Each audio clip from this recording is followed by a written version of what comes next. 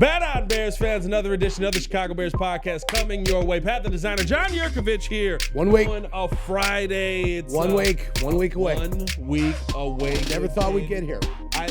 Listen, this is how every offseason goes. We have probably the first mock drafts that maybe will end up being the most accurate as we're getting to the end of these. And then we get a lot of lying in between, and this guy sucks, and nobody likes him, and he has no friends. And then we get to the final mock draft, and I'm like, this looks very similar to where we started this conversation. Did we all just convince ourselves that these guys sucked? So we'll see what ends up happening in 6 days, right? 6 days running back, tight end, Yeah. O-Lineman, It's everywhere. defensive end, a bunch of suggestions going everywhere. We know it won't be a safety. I have a real good feeling it's not going to be a defensive back. We hope. I don't believe it's going to be a wide receiver or a quarterback. So I would agree with that. O-line, D-line, running back, or tight end, and I think the tight end for Michigan is better than the tight end for Penn State. I agree. I will declare it now and say it now. That way, if it ends up coming to fruition and that's the way it ends up being, then we'd have to ask ourselves, why couldn't they see the talent? We'll see. And that's it. But that question doesn't get asked now. That question would be asked 3 years from now. Yeah. But you've got to go ahead and you've got to put it on the table and say what you've got to say early on. Any combination in the first 4 picks of an offensive lineman, a defensive lineman, a running back, and a tight end, if that's what direction they want to go, I'm fine with. I've got no problems. I think there's a Accepting the running back, good kid? nope. I think there's an order of the way things should be done. Okay. It's not that I'm accepting anything. I'm not built that way to just accept anything. I know what I'd like to see happen. Yeah. D-line or O-lineman in the first pick, running back in the next 2 picks, maybe a pass rushing guy or an offensive lineman with the second pick in the first round, number 41. And then whatever you want to get with whatever you think you need. You wanted to go safety at 72. Is that when they pick 72? Yep. If you want to go safety there, fine.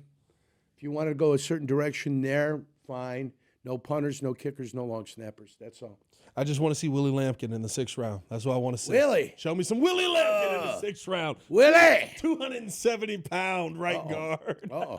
And you saw the guy that I've been talking about from Minnesota, the tackle being projected to the Ariante Essery, Bears. Yeah, Ariante Essery. Essery, I'm sorry. Essery, yeah. My a college teammate of mine is the offensive line coach at Minnesota. So I've been able to just chat with him a little bit to find out what the kid's all about. Ooh. Raw. Little insight? Hey, he's raw. He's raw. Big fella, though. Big fella. Beefy fella. A little bit of a mean streak, but raw, you know. One of those guys that you can have to kind of, you don't have to turn him up. You got to turn him down a little bit. Okay. Let's go down that path. Let's pay Excitable, some very bills real good. quick. Just got to turn him down a little bit, quiet him down. Let's pay some bills real quick and go down that path. Let's do it. Yurko's providing topics. We had a show planned. F it. Here we go. You guys do whatever you want. I like just that. want to I talk. like that because that is more in line with what we got coming in 6 days. We do want to let you guys know Chicago Bears podcast is brought to you by Advantage Dealer Group. Find your next Chevy, Toyota, or Acura, and they'll drive off in under 60 minutes, or they'll make your first car payment. Also brought to you by the Hard Rock Casino in northern Indiana, located 30 minutes from Soldier Field, I-80-94, exit 6. And good kids, you want to tell us about Mitch Lyons real quick? Yeah, real quick, though. I was at the groundbreaking ceremony for Advantage Honda up in Fox Lake yesterday. So they got big plans and big to do up there. Yes! Mitch Lyons, MitchLyonsWealth.com, the retirement of steel. We've seen the market. Yep. Up and down, up and down, up and down, a little bit turbulent, a little bit chaotic. If you want to avoid the chaos, talk to my guy, Mitch Lyons. Mitch Lyons played in the NFL for a number of years. We had a chance to play each other twice.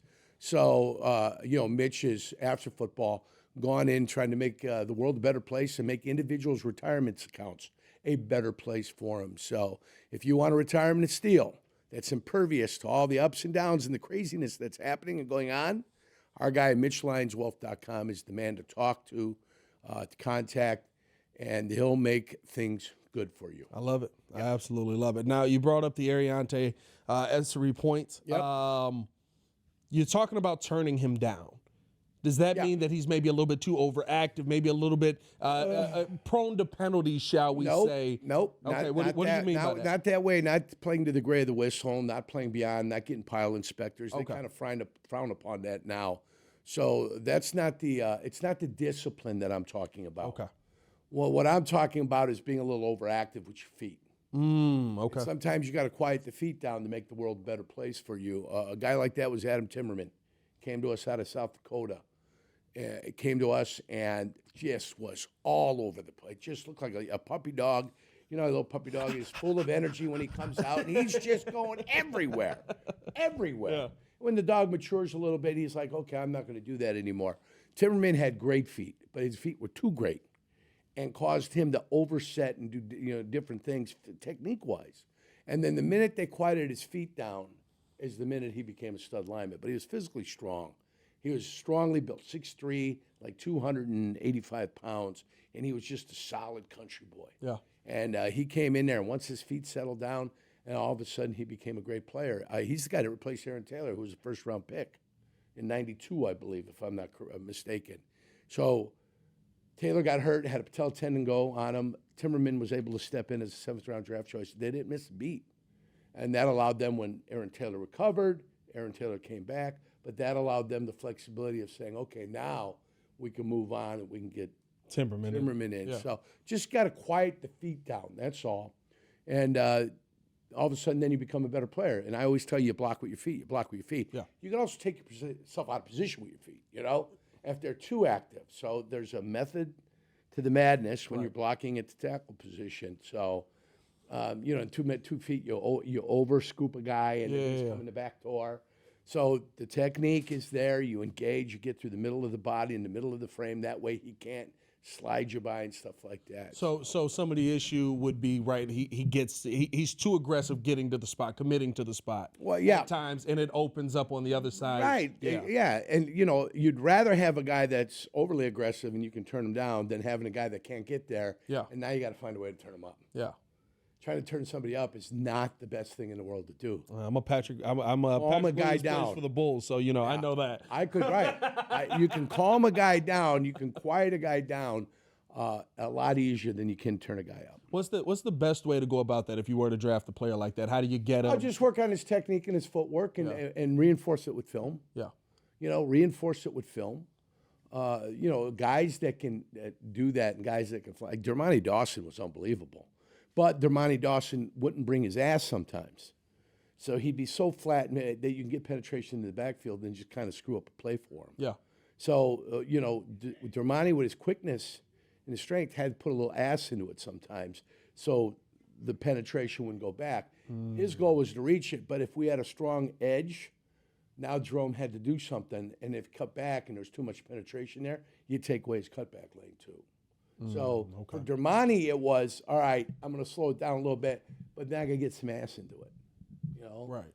Yeah, you got to put some force into it. When you're going for a reach and you got a force coming this way, straight at you, and a force trying to reach you that way, and you got to put some ass into that or you're going to be in the backfield. So as quick as you're coming over, you got to get lower to level, and you got to get into the guy and kind of flatten down the line of scrimmage and still be a victory for him. Right. But if I can get penetration into the backfield and take away a cutback lane, then I'm winning against Dermontti Dawson, which is never an easy process. Listen, how many times did it happen for you? Oh, not bad. I played Dermontti well. Yeah? Yeah. I like that. We played him twice a year for 3 years. Mm-hmm. I played him another 2 times when I was in Cleveland. And then I played him twice when we went to Green Bay Packers. So once Yancey Thigpen dropped the ball in the end zone. Pittsburgh still went to the Super Bowl. They did. And they lost to the Dallas Cowboys after the '95 campaigns. And everybody, unfortunately. Yeah. What a time. You got to be a part of the last time the Cowboys were relevant. Yeah. Well, they went to the playoffs the next year, and they lost to Carolina after the '96 season. They lost to Carolina. Jacksonville lost to New England. So both expansion teams in their second years ended up in the NFC and AFC championship game. That way, when Cleveland came back, Cleveland did not get the benefit of the doubt. Cleveland did not get the second first-round choice at the end of the year. So they got the first pick, but in Jacksonville and Carolina's case, they got the first and the 33rd and the 34th pick. Because they were getting front and back. The 35th. Yeah. And the, whatever it would be at the end, so they'd get 2, 4, 6 to replenish their team. The team. They got 14 draft choices. What a year. So that made life a little bit easier for them. But you still got to make the right choices in free agency, and you still have to pick up the right people. Then you got to bring it all together and you got to meld it. And they got to play as a unit. They got to play as a team. So, and for us in Jacksonville, it was 4-7 through the first 11, and then we rattled off 5 straight to make the playoffs. I love it. And then once we made the playoffs, the team believed in themselves. We weren't more talented than when we were 4-7. We weren't a more talented squad. Same talent. Just we started putting things together, playing as a team, playing cohesive, picking up each other. You know, when somebody make a mistake, somebody pick them up, and it's like, hey, let's go. We didn't blow teams out of the water. We were winning by 3 points. Yeah. 4 points. I think the greatest margin of victory was 6 points in that little 5-game streak we had to win the game. And we needed a Morton Anderson missed field goal to make the playoffs. Otherwise, we weren't a playoff team. And when did Morton Anderson miss field goals? Never. But he did that day in Jacksonville. So The one time. maybe he didn't want to go to the playoffs. He had a little vacay playing. It was the Atlanta Falcons that we beat that day. It was Mitch Lyons on I that don't think team? Mitch was on that I was team. going to He say, was is on that a a team. Mitch Lyons team there? He was on a team that we played with Green Bay. Okay. When Green Bay beat in '95. We beat the Pittsburgh Steelers, and that's when he was on that team. Okay. So he was on the Steelers when we beat him at the end of the year. Then he came. He was with the Steelers the one year and with Atlanta the other year. Maybe it was Atlanta in the playoffs in '95. That's who he was with. He came to Green Bay with Atlanta in the playoffs in '95, and then it was Pittsburgh after that. There we go. Okay. I'll put 2 and 6 He'll together. figure it out one day. I love it. I'll figure it out one day. I love it. Let me ask you this then. With Ariante, would you say that he is kind of a sleeper pick? That I don't want to say sleeper because I do think he's a right. he's a second round pick Right. probably. But He's a top 10 offensive tackle in the rankings. So you about 7 or 8, you can take a look at him. Yeah. And that's where he's going to end up falling, somewhere between the 7th and the 8th tackle, which would be the 2nd or the 3rd round, depending upon. You know how it is in the draft. They start going a little bit of a run. Okay, we got to get our guy. Yeah. It happens with defensive linemen. Oh, look, there's a run at D lineman. There'll be a corner run where, they're getting corners. Let's go get our corner, the one we like. He might not be there in the next round. So there's runs that happen at certain positions during the course of the draft. And when you see it, you see it. Like the running backs in the 2nd or 3rd round. There's going to be a run on running backs. Right? Yeah. Everybody's going to say, we got to get our running back here. Otherwise, we're not going to have our running back. We'll be going to the 10th, 11th running back, the 12th running back. So I guess, but it's supposed to be deep, and for me, they're a dime a dozen anyway, so it doesn't make a difference. I'll ask you this on it then, right? Because there's tackles that the Bears do have available to them if they want to take one in the 1st round. Would you rather wait to try and grab him either in the 2nd or 3rd round and try and address the position? Pass rusher or offensive lineman at the 10th pick. Yeah. Pass rusher, somebody that can come off the corner, somebody that's rated highly, somebody that's got some moves that can get to the quarterback to play the right defensive end position, even if it's just in a part-time role. Yeah. It's fine. We'll see. We'll see what the Bears end up doing. I like that name. That was somebody that I've been keeping an eye out on outside of Willie Lampkin. Willie, we will get you to Chicago. I promise that. Willie Lampkin, come on now. One other thing. You brought up some of the Green Bay days. I heard this on the radio this week. I had to bring it to the podcast here. Little disagreement between you and former coach Jon Gruden on Shrimpgate. Shrimpgate disagreement here. And again, I said he went for the shrimp because the shrimp was at the buffet table. Yeah. But they set up a buffet table there, and after we had exchanged our pleasantries. This was in Green Bay. Yeah, and you can see if a guy's been traveling all day, he's coming in. We're doing a Monday night luncheon. It's when ESPN first got the Monday night thing, and Jon Gruden was doing the broadcast. The broadcast, yep. So he was in town. We exchanged our pleasantries, and then he made a beeline for the buffet table. Now, whether it was shrimp that he was getting, or he was getting cocktail wieners, or he was getting meatballs, Swedish meatballs, doesn't matter.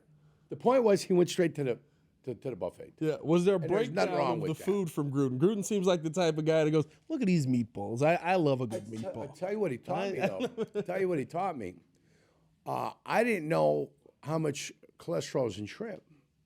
Oh, yeah. And I looked it up, and I said, they've got cholesterol. I didn't realize they had cholesterol. I thought the cholesterol would come from the breading and or the oil that it was, if it was cooked. So that's where the cholesterol would come from. But no, shrimp naturally have cholesterol. So I didn't do that. So a lesson to be learned right there. So wait a minute. Gruden's saying he's never had a shrimp, but he knows about the shrimp. So I'm calling some chicanery on this. I don't know. I got to come to bat for you. I would say if you're getting a physical and the doctor, if you got high cholesterol, the doctor would say, hey, avoid these foods.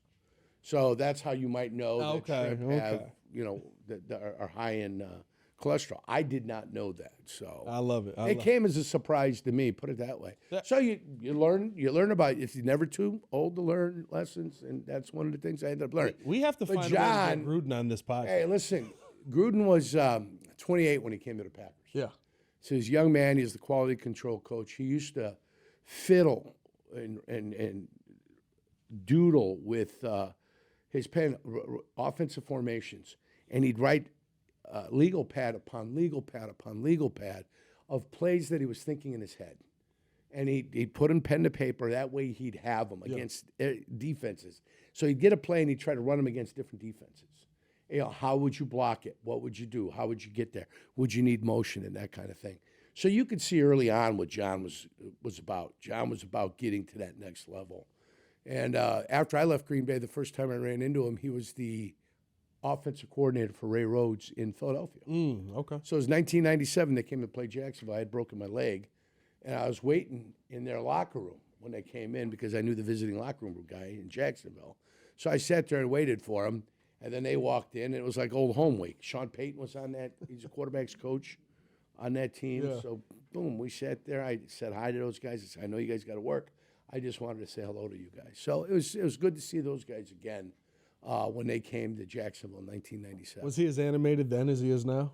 Yeah, he always was spirited. But, as you start getting more and more responsibility, then you can allow your personality to come out. Yeah. Up until that point, you're not the high man on the totem pole. You're the low man. So when you become a quarterback coach, then when you become the coordinator, you get a little more freedom, you get a little more authority, that kind of thing. And then ultimately, when you're the head coach, then your personality is who you are, Those are some of my favorite breakdowns on YouTube. I love watching him. He's doing the quarterback breakdowns again. Yep. I love watching him on YouTube, man, just sitting there. on two, break! It's like, Jon, this room's not that big, but. Yeah, and the crazy thing, it was him, Mariucci, and Andy Reid. Yeah. They were the guys on that team that ended up becoming head coaches on the offensive side of the ball. Defensively, it was Jerron, it was Ray Rhodes, and it was Greg Blosh, who became coordinator, never got a chance for a head coaching job, but did interview for a handful of head coaching positions. Yeah. Hey, I heard that on the radio. I was like, not Gruden trying to call out my guy Jurko for. He's like Jurko's been hit too many times. I'm like, all right, Jon, come on now. For a little guy, I could take the double team on very well. Still talking football, right? Yeah. All right, let's keep this going. Yeah, but I could. I mean, that was the important thing. That's the reason I ended up sticking around. Yeah. More importantly, it was the ability to feel and distinguish between doubles and scoops. Yeah. And the type of scoop blocking that was happening at the time. It was the ability to feel that. You can't see it. You got to feel it. And that's the one thing I always tell about defensive linemen. You've got to be engaged, and you got to be fighting and tooth and nail, and then feel what they're trying to do to you, because they want to make it look like something sometimes when it's going to be something totally else. And the only way to do that is to feel it. Pre-snap reads might give you a little bit of indication what it might be. Ultimately, you're going to have to feel it. I want to ask you this. I heard this yesterday from Dennis Allen, both in talking with him in the one-on-ones and talking with him at the podium, about the interior pressure and how it sounds. One thing that Dennis Allen said, which may be a detriment to some of the defensive ends on this team, just about everyone, he says he likes his defensive ends at about 280. Yeah. He says, I don't have an ideal weight, but 280 is where I like my defensive ends. Daniel Hardy. Montez Sweat is 260. Yeah. He's the biggest defensive end that you have on this team. What's 240. Hardy? Yeah.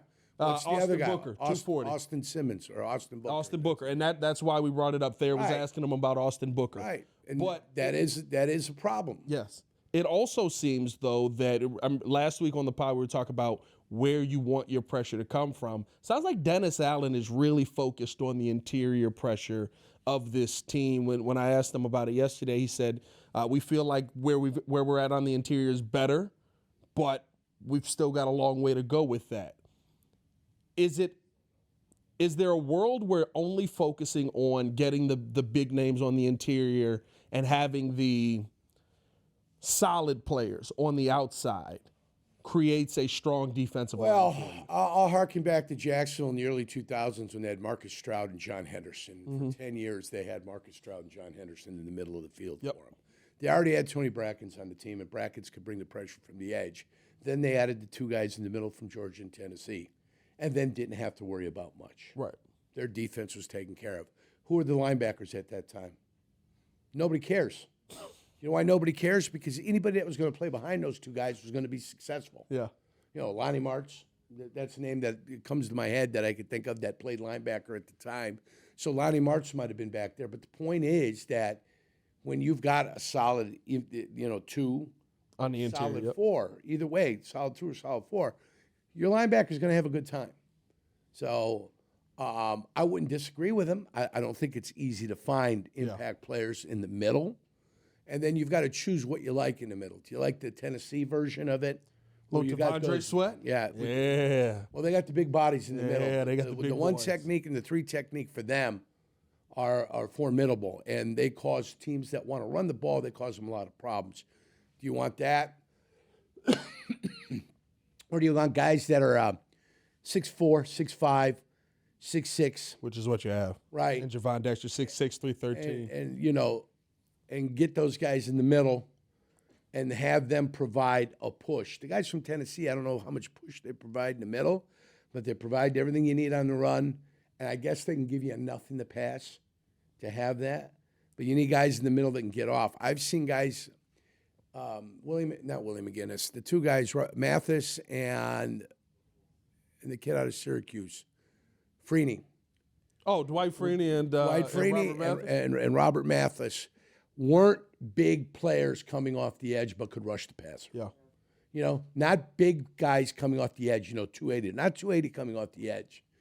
You want guys that are big 280 coming off the edge that can rush the passer. Reggie White was your prototypical. Bruce Smith, prototypical guys that were up there in the 275, 280 range that could come off the edge, but they could play the run equally well. Right.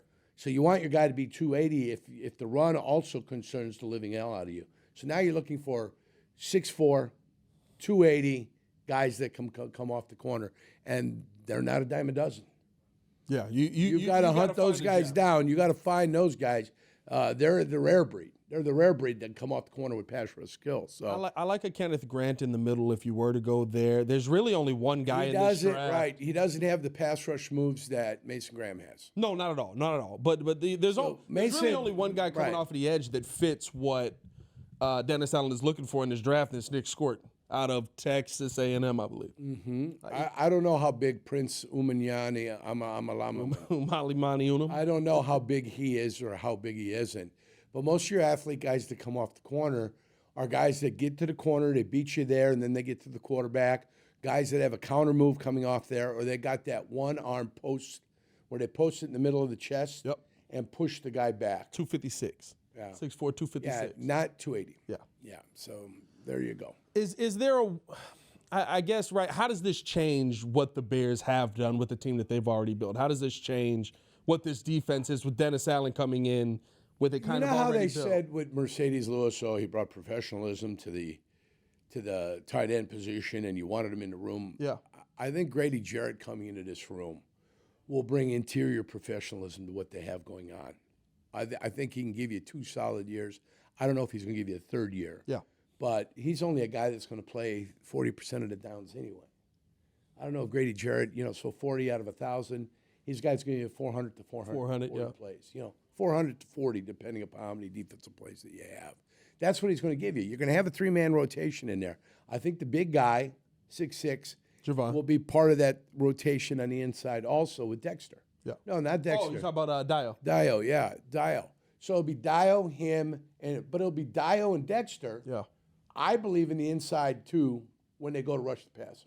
Those two. Okay. And then I think you got Montez coming off the edge and whoever they draft coming off the right edge. Yeah, because it doesn't sound like I'm going to tell you this right now. I was an Austin Booker guy. I wanted the Bears to get him because of the defense they were running. When Tom was talking about Austin, it was a very blatant, I don't like my defensive ends 240. And I was like, ooh. Well, listen. That sounds like you got to gain some weight, my guy. But you got to ask yourself, what are they going to do? Yeah. Who do they keep active?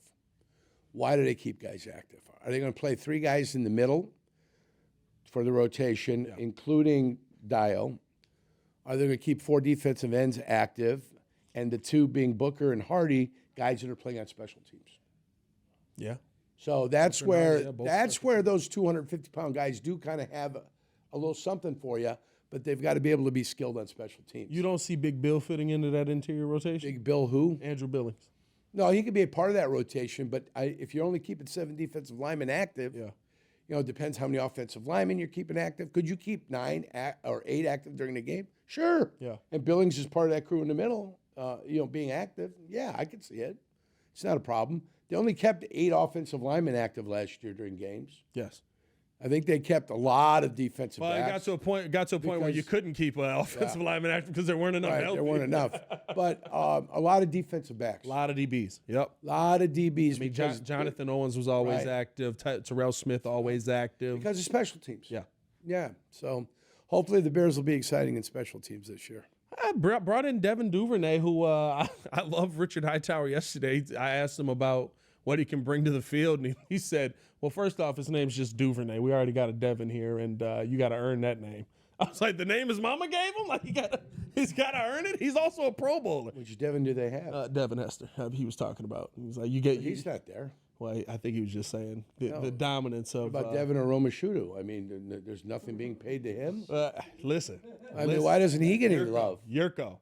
What's going on? You are speaking to my childhood now, Jurko, because I loved Devin Aromashodu because Jay Cutler threw him the game-winning pass to was it the knock Minnesota out of the playoffs? I think it was too. In overtime, Devin Aromashodu running through the back of the end zone for our 6th win, I believe, of the season. There you go. But dominant times. Why not?